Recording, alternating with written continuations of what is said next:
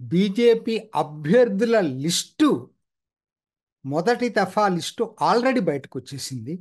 అందరికన్నా చాలా ముందుగా బీజేపీ ఈసారి రంగంలోకి వచ్చింది. ఎందుకంటే పోయినసారి ఎన్నికల నోటిఫికేషన్ ఇచ్చిన 10 రోజుల తర్వాత లిస్టు బయటకు వస్తే ఈసారి 15 రోజుల ముందుగానే బయటకు వచ్చింది. అంటే 15 అంటే అనుకుంటున్నాం, 13 దాకా ఎన్నికల కమిషను రాష్ట్రాల పర్యటనలు ఉన్నాయి కాబట్టి 13 తర్వాత ఏ క్షణమైనా రావచ్చు అనేది అందరి అంచనా. సరే, ఇంతకీ మన తెలంగాణ సంగతి ఏంటి? తెలంగాణలో 9 సీట్లు ఇప్పటికే ప్రకటించారు. ఇది కూడా added advantage to BJP in Telangana. చాలా ముందుగా, అందరికన్నా ముందుగా అభ్యర్థులను ప్రకటించారు. కానీ ప్రకటించడమే కాదు, పెద్దగా వివాదాలు లేవని చెప్పొచ్చు. అసలు లేవంటే ఆ మాట అనలేను, కానీ ఏ పార్టీకైనా ఉంటాయి, కానీ పెద్దగా లేవు. ఒక్క మల్కాజ్గిరి దాని మీద కొంచెం ఎక్కువ చర్చ జరిగింది. అంత తప్పితే పెద్దగా మిగతా వాటి మీద పెద్ద అసలు వివాదాలు లేవు. ఆ, ఒక విధంగా ప్రజలు కూడా వీటిని బాగానే రిసీవ్ చేసుకున్నారని చెప్పొచ్చు. సో కాబట్టి మీకు మల్కాజ్గిరి కూడా ఏంటంటే, వాళ్ళ స్ట్రాటజీ ఎందుకు కరెక్ట్ అంటున్నానంటే, ఇదే ఇంకొక 10-15 రోజుల తర్వాత కనుక మల్కాజ్గిరి కనుక ప్రకటించి ఉన్నట్టయితే అది ఒక అతిపెద్ద నియోజకవర్గం. మోరోవర్ అప్పటికి ఇంకా వివాదాలు ఇంకా పెరిగాయి. ఎర్లియస్ట్ ఈజ్ బెటర్ అని అనుకున్నట్టున్నారు. సో సీరియస్ కంటెండర్స్ ఉన్నారు, బట్ స్టిల్ వాళ్ళు they decided to go ahead. So కాబట్టి తీసుకున్న వాళ్ళ క్యాండిడేట్స్ విషయాలకు వచ్చేసరికి వాళ్ళు ఎన్నో బేరేజ్ వేసుకొని తీసుకున్నారు. మల్కాజ్గిరిలో ఈటెల రాజేందర్ ఉన్న వాటిలో అదే బెటర్ అని నాకు కూడా అనిపిస్తూ ఉంది. ఎందుకంటే అతనుకున్న స్టేచర్కి అతను బయట పెట్టడం కూడా కరెక్ట్ కాదు. ఓకే, కొంతమంది పాయింట్ ఏంటంటే ఆ, మురళీధరరావు చాలా నుంచి బీజేపీలో చాలా కీలకమైన పాత్ర పోషించాడని, దాన్ని ఎవరు కాదనట్లేదు. దానికి ఖచ్చితంగా బీజేపీ ఎక్కడ అకామిడేట్ చేయాలో అక్కడ అకామిడేట్ చేస్తుంది. ఆ, ఆ, నేను అనుకోవడం మురళీధరరావు రాజ్యసభ లాంటి వాటికే సూట్ అవుతాడు ఇక్కడ కన్నా కూడా. ఓకే, చూద్దాం. అసలు అంటే ఇంకా కూడా కంటెండర్స్ ఉన్నారు, నేను వాళ్ళ జోలికి వెళ్ళట్లేదు. నా పాయింట్ ఒక్కటే, ఇవాళ వాళ్ళు గెలిచే స్థానాల్లో ఎక్కువ భాగం ముందే ప్రకటించుకున్నారు. అంటే అన్నీ కాదు, ఇంకా ఉన్నాయి రావాల్సినవి, బయటికి రావాల్సినవి ఇంకా ఉన్నాయి. కాకపోతే ఈసారి తెలంగాణ చాలా స్పష్టంగా ఉంది ఎన్నిక. BJP versus Congress. బీఆర్ఎస్ అసలు పోటీలో లేదు. ఏదో 1-2 నియోజకవర్గాలు తప్పితే పెద్ద పోటీ కింద ఇవ్వకపోవచ్చు బీఆర్ఎస్. కాంగ్రెస్కి స్ట్రాంగ్గా చూసుకునేటట్టయితే మీకు వరుసగా ఖమ్మం, నల్గొండ జిల్లాలో ఖమ్మం, మహబూబాబాదు, నల్గొండ, అట్లానే నా దృష్టిలో కోల్బెల్ట్ ఏరియా, పెద్దపల్లి, ఈ 4 కూడా ఆటోమేటిక్గా కాంగ్రెస్ గెలిచే అవకాశాలు ఎక్కువ ఉన్నాయి.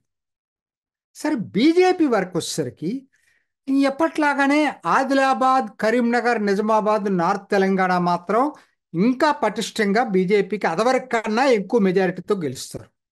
నిన్నటి ఆదిలాబాద్ మోడీ సభ చూస్తేనే అర్థమవుతుంది, అద్భుతంగా జరిగింది నిన్న ఆదిలాబాద్ సభ. సో కాబట్టి ఏంటి, ఇప్పటికి అంటే నేను 4+3 7 అయిపోయినాయి, 13లో 7 అయిపోయినాయి. ఇంకొక 3 బీజేపీ ఖచ్చితంగా గెలుస్తుందని నాకున్నటువంటి అంచనా. ఎందుకనంటే నేను దానికి నా హేతు, నాకేం సెఫాలజీతో కాదు, నాకున్నటువంటి ఆలోచన ఏంటో మీతో పంచుకోవడానికి ప్రయత్నం చేస్తా. ఏంటారంటే, సిటీలో పోయిన అసెంబ్లీలో మొత్తం కూడా బీఆర్ఎస్ బీఆర్ఎస్ వేవ్ వచ్చింది. కానీ లోక్సభకు వచ్చేసరికి ఖచ్చితంగా ఇది టర్న్ అయిపోయి బీజేపీకి అనుకూలంగా మారే అవకాశం ఎక్కువ ఉంది. 3 నియోజకవర్గాలు, సికింద్రాబాద్ ఎనివే జి కిషన్ రెడ్డి అభ్యర్థిత్వం, చేవెళ్ళ కొండా విశ్వేశ్వరరెడ్డి, మల్కాజ్గిరి ఈటెల రాజేందర్. ఇంతకన్నా బెటర్ క్యాండిడేట్స్ని వాళ్ళు పెడతారని నేనైతే అనుకోను, ఉంటారని కూడా లేరు. కాబట్టి best suitable candidates and also చాలా అడ్వాన్స్గా వాళ్ళ పేర్లు ప్రకటించడం, ఈ 2 కూడా బీజేపీకి చాలా అడ్వాంటేజ్ ఉంటుంది. కాబట్టి వాళ్ళకి ఆ 3తో పాటు ఈ 3 కలిపి 6 స్థానాలు ఖాయంగా బీజేపీకి వస్తాయి, దాంట్లో డౌట్ లేదు. అంటే 4 కాంగ్రెస్కి, 6 బీజేపీకి ఖాయంగా వస్తాయి. సో ఇంకా మిగిలినవి ఏమున్నాయండి? మిగిలినవి చూసుకునేటట్టయితే మెదక్కు, జహీరాబాద్. ఇక్కడ నేను అనుకోవటం ట్రయాంగిల్ ఫైట్ ఉండే అవకాశం ఉంది. ముఖ్యంగా మెదక్లో ట్రయాంగిల్ ఫైట్ ఉండే అవకాశం ఉంది. బీజేపీ, బీఆర్ఎస్, కాంగ్రెస్ మధ్య ట్రయాంగిల్ ఫైట్ ఉంటుంది. జహీరాబాద్ కూడా ఆల్మోస్ట్గా అదే పద్ధతుల్లో ఉండొచ్చు. లేకపోతే కాంగ్రెస్ వర్సెస్ బీజేపీ ఉండే అవకాశం ఉంది ఎక్కువ భాగం. అక్కడ కూడా బీఆర్ఎస్ ప్రభావం చూపించకపోవచ్చేమో ఒరిజినల్గా అనుకున్నాం, కానీ అదే మహబూబ్ నగర్, నాగర్ కర్నూలు వచ్చేసరికి ఎగైన్ మొన్న ఎలక్షన్స్లో ఎట్లున్నాయి, ఈసారి ఖచ్చితంగా కూడా కాంగ్రెస్ వర్సెస్ బీజేపీ మధ్యనే పోటీ ఉంటుంది. సరే, ఇంకా అక్కడి నుంచి వెళ్ళిన తర్వాత Bhuvanagiri candidate wise BJP announce చేసిన క్యాండిడేటు చాలా మంచి క్యాండిడేటు, బోర్ నర్సయ్య గౌడ్. అతని మీద మంచి ఇమేజ్ ఉంది అతనికి. మోడీ ఇమేజ్ కూడా తోడైతే మంచి పోటీ మాత్రం ఇస్తాడు. కాకపోతే కాంగ్రెస్కి మరి కంచుకోట, నల్గొండ జిల్లాలో కంచుకోట లాగానే ఉన్నాయి. సో కాబట్టి కాంగ్రెస్ వర్సెస్ బీజేపీ జరిగే అవకాశమే ఉంది. భువనగిరి కూడా కాంగ్రెస్కి ఇప్పటికైతే అడ్వాంటేజ్ ఉంది అనుకుంటున్నాను. క్యాండిడేట్ వైజ్ బోర్ నర్సయ్య గౌడ్కి చాలా మంచి ఇమేజ్ ఉంది. మరి ఎలా మారుతుంది? ఎందుకంటే ఒక్క అసెంబ్లీ కూడా రాలేదు కాబట్టి ఎలా మారుతుందని నేను చెప్పలేను, కానీ సిటీ అయితే టోటల్గా బీజేపీ వైపు మారుతుంది, అది వేరే విషయం. అక్కడ కాంగ్రెస్ని దాటి బీజేపీకి వస్తుందా అంటే రూరల్ ఏరియాస్ కాదా, అవన్నీ కూడా టూ ఎర్లీ టు ప్రిడిక్ట్. అట్లానే నెక్స్ట్ వరంగల్. వరంగల్ వచ్చేసరికి కాంగ్రెస్కి అడ్వాంటేజ్ ఉండొచ్చు, బట్ సిటీలో వచ్చేసరికి మళ్ళీ బీజేపీకి అడ్వాంటేజ్ ఉంది. సో అక్కడ కూడా కాంగ్రెస్కి ఎడ్జ్ ఉన్న బీజేపీ, బీఆర్ఎస్ కూడా పోటీ ఇచ్చే అవకాశం ఉంది వరంగల్. సో ఇదండి, ఈ మొత్తం 6 నియోజకవర్గాల్లోనే పోటీ ఉంటుంది నా దృష్టిలో. నేను హైదరాబాద్ని పక్కన పెట్టాను కావాలని. హైదరాబాద్ ఎందుకు నేను పక్కన పెట్టానంటే, హైదరాబాద్ చాలా ఇంట్రెస్టింగ్గా ఉంది, చాలా ఇంట్రెస్టింగ్ ఉంది. అసెంబ్లీ ఎన్నికల్లో కూడా మంచి పోటీ ఇచ్చింది బీజేపీ. అంటే గెలిచే పోటీ కాకపోయినా ఎప్పుడూ లేనంత ఓటింగ్ పర్సంటేజ్ వచ్చింది హైదరాబాద్లో. ఈవిడ పర్టికులర్గా హైదరాబాద్లో ఈసారి 2 ఫ్యాక్టర్స్ అండి. ఒకటి, బీజేపీ క్యాండిడేటు చాలా నిన్న ఒక్కరోజు నేను ఆవిడ మాట్లాడింది CNN న్యూస్ 18లో, ఇండియా టుడేలో విన్నాను. రెండిట్లో కూడా చాలా పాలిష్డ్గా, చాలా నీట్గా మాట్లాడింది ఆవిడ. అందరు ఏమనుకున్నారంటే హిందూ ముస్లిం దీని మీద మాట్లాడుతుంది అనుకున్నారు, అస్సలు మాట్లాడలేదు ఆవిడ. అందే ఏంటంటే అసలు ఈ కాంటెస్ట్ హిందూ ముస్లిం కాంటెస్ట్ కాదు, మిగతా నియోజకవర్గాల్లో అభివృద్ధి ఉండి పాత బస్తీలో హైదరాబాద్ నియోజకవర్గంలో అభివృద్ధి ఎందుకు లేదు, దిస్ ఈజ్ ఆవిడ ఎంచుకున్నటువంటి అంశం ప్రధానంగా అది. రెండోది మహిళలు, ముఖ్యంగా పాత బస్తీలో ఉన్నటువంటి మహిళలు అత్యంత దారుణంగా వాళ్ళకున్నటువంటి హక్కులన్నీ హరించకపోయాయి కాబట్టి వాటి మీద ఇప్పటికే ఆవిడ పనిచేస్తుంది అనేది ఆవిడ సారాంశం. మూడోది ఇన్ఫ్రాస్ట్రక్చర్. మిగతా హైదరాబాద్ సిటీ అంతా అంత బాగా డెవలప్ అయితే హైదరాబాద్ నియోజకవర్గంలో ఎందుకు ఇన్ఫ్రాస్ట్రక్చర్ లేదు? దీనికి కారణం ఏంటి? మరి ఆయన ఇప్పటి నుంచి కూడా ఎంఐఎం కిందనే ఉంది ఆ నియోజకవర్గం, ప్రజల్ని పట్టించుకోకపోవటం.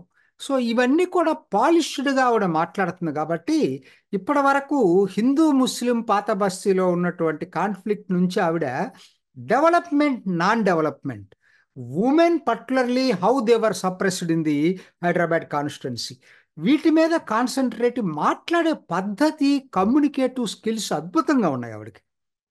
నాకు వచ్చినటువంటి అభిప్రాయం, ఫస్ట్ ఇన్స్టెంట్ రియాక్షన్ నాది అది. ఆవిడ ఇదొకటి, అంటే అభ్యర్థిత్వం ఎప్పుడూ లేనంతగా యాడెడ్ అడ్వాంటేజ్ బీజేపీకి ఉంది. రెండోది, అయినా కూడా హైదరాబాద్ పార్లమెంటు నియోజకవర్గంలో 60% పైన ఉన్నారు కాబట్టి, ఆల్మోస్ట్ 65 ఉంటారేమో, నాకు అది ఇంకా డీటెయిల్డ్గా నేను చూస్తాను. ఓవర్వెల్మింగ్ మెజారిటీ ముస్లిమ్స్ కాబట్టి అక్కడ మరి ముస్లిమ్స్ ప్రాబ్లం ఎక్కడ వస్తుందంటే, హిందూస్ డివైడెడ్గా ఉంటారు ఎక్కడ పట్టినా కూడా. ముస్లిమ్స్ ఎవరికేసినా ఒకవైపే మొగ్గు చూపిస్తూ ఉంటారు. సో ఇక్కడ కూడా ఓవైసీకి ఇన్నాళ్ళ నుంచి కంచుకోటగా ఆయన గెలుస్తున్నాడు, ఆయన ఫాదర్ సుల్తానుద్దీన్ ఓవైసీ గెలిచాడు. ఎందుకనంటే అది వాళ్ళు కన్సాలిడేటెడ్గా ఓటేస్తున్నారు ఎటు వేసినా కూడా. ఈసారి మరి కాంగ్రెస్, నిజంగా కాంగ్రెస్ కనుక మైనారిటీల ఓట్ల మీద బాగా కాన్సన్ట్రేట్ చేసి ఉంటే స్ట్రాంగ్ క్యాండిడేట్ని పెట్టాలి, ముస్లిం క్యాండిడేట్ని అనుకోవటం, అందరూ అనుకోవటం. నిజంగా స్ట్రాంగ్ క్యాండిడేట్ని గనక పెట్టి కాంగ్రెస్ పార్టీ సీరియస్గా కంటెస్ట్ చేసేటట్టయితే మాత్రం హైదరాబాద్లో ముస్లిం ఓట్లు చీలటం అనేది జరుగుతుంది. అది జరిగిందంటే మాధవీలతకి అడ్వాంటేజ్ ఉంటుంది. ఒకటి ఆవిడ యాక్టివ్, ఆవిడ ముస్లిం స్త్రీలలో కూడా పనిచేస్తుంది, ట్రిపుల్ తలాక్ అప్పుడు పనిచేసింది, మాల్ న్యూట్రిషన్ మీద, తర్వాత ఆవిడ స్వచ్ఛ భారత్ కింద ఆవిడ స్వయంగా టాయిలెట్స్ కట్టించింది ఆ ఏరియాలో. సో కాబట్టి she has not only political life, she has the social life. Social యాక్టివిస్ట్గా కూడా అక్కడ కొంత పేరుంది. అక్కడ ఆవిడ ధర్తీపుత్రి, ఆ ఏరియాకి ఏకత్పుర అసెంబ్లీకి సంబంధించినటువంటి వ్యక్తి. సో కాబట్టి ఇన్ని ఫ్యాక్టర్స్ మీద కాంగ్రెస్ గనక సీరియస్ కంటెస్ట్ గనక పెట్టేటట్టయితే హైదరాబాద్లో లోపాయికారి ఒప్పందం ఎంఐఎంతో చేసుకోకుండా సీరియస్గా క్యాండిడేట్ని పెట్టేటట్టయితే మాత్రం ఖచ్చితంగా మాధవీలత టఫ్ ఫైట్ ఇవ్వబోతుంది ఈసారి ఓవైసీకి. ఇది మాత్రం నిజం, జరగబోయేది ఇది. సో ఏది ఏమైనా ఇవాళ ఆవిడని పెట్టడం అనేది ఒక మాస్టర్ స్ట్రోక్ బీజేపీ వైపు. సో ఇవన్నీ చూసినప్పుడు ఏమైపోతుందంటే, నేను ఇందాకనే చెప్పాను, కొన్ని కొన్ని గ్యారంటీ సీట్లు బీజేపీకి ఉన్నాయి, కొన్ని గ్యారంటీ సీట్లు కాంగ్రెస్కు ఉన్నాయి. నాకైతే బీఆర్ఎస్కు ఒక్కటి కూడా గ్యారంటీ సీట్ కనపట్లేదు. మెదక్లోనే వాళ్ళు పోటీ ఇవ్వబోతున్నారు. ఒకవేళ వాళ్ళకి ఛాన్స్ ఉండి గెలవటానికి అవకాశం ఏదైనా ఉంటే మెదక్ తప్పితే నాకు తెలిసి మిగతా చోట్ల ఎక్కడ బీఆర్ఎస్ గెలిచే అవకాశాలు నాకైతే కనపట్లేదు ఇప్పుడు నాకున్నటువంటి అవగాహన మేరకు. సో కాబట్టి కొన్ని నియోజకవర్గాలు డిసైడ్ అయిపోయి ఓన్లీ ఒక 6 నియోజకవర్గాల్లోనే నిజమైన పోటీ, హైదరాబాద్తో కలుపుకుంటే 7 నియోజకవర్గాలు అనుకోండి, 7 నియోజకవర్గాల్లోనే నిజమైన పోటీ జరగబోతా ఉంది. మొదటి విడత కింద మొట్టమొదటిగా ఈ వీడియో చేసేటప్పటికి బీజేపీ ఒక్కటే అభ్యర్థుల్ని ప్రకటించింది. యాడెడ్ అడ్వాంటేజ్ బీజేపీకి వచ్చింది దానివల్ల.